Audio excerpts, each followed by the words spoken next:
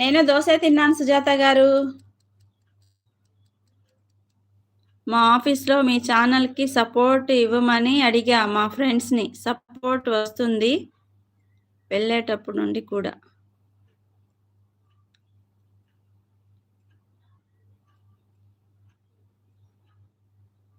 వాళ్ళ తరపు నుండి కూడా. అవునా?